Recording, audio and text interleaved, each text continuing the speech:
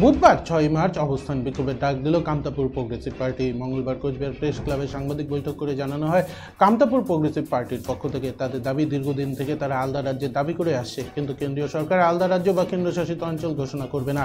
এর প্রতিবাদে আগামীকাল স্বরাষ্ট্র প্রতিমন্ত্রী নিশীথ প্রামাণিকের বাড়ির সামনে অবস্থান বিক্ষোভে সামিল হবেন তারা। সেই সাথে এদিন তিনি অনন্ত মহারাজকে তার সাংসদ পদ থেকে পদত্যাগ করে কেন্দ্রের বিজেপি সরকারের বিরুদ্ধে আন্দোলনে সামিল হওয়ার জন্য আহ্বান জানান। বিজেপির পক্ষ থেকে বিভিন্ন প্রতিশ্রুতি দেওয়া হয়েছিল, কিন্তু তা পূরণ করা হয়নি। এই সমস্ত বিষয়ের প্রতিবাদে বিজেপির বিরুদ্ধে আন্দোলনে সামিল হবেন তারা বলে জানান।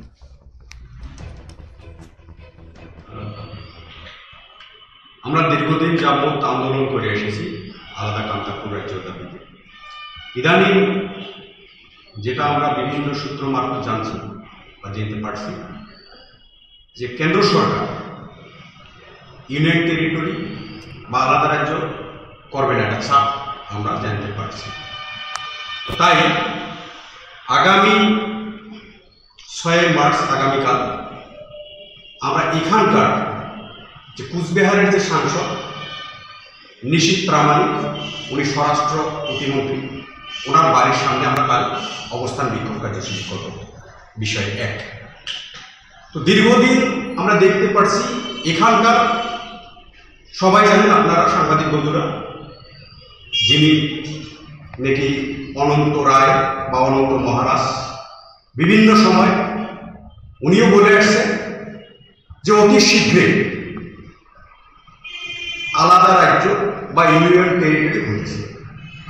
আমরা গতকাল বা পরশু পেপার, পত্রিকা এবং টেলিভিশনে দেখতে পাচ্ছি ওনাকে নাকি অমিত শাহ ফোন করছে, সাফ জানিয়ে দিছে যে আলাদা রাজ্য বা ইউনিয়ন টেরিটরি হবে না।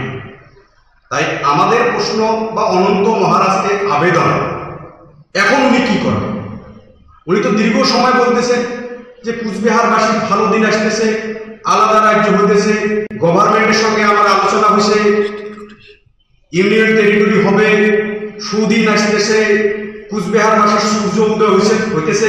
কিন্তু এখন তো উনি নিজে বুঝে গেছেন বা ওনাকে ফোন করে জানানো হয়েছে যে ইউনিয়ন টেরিটরি বা কেন্দ্রশাসিত অঞ্চল হবে না।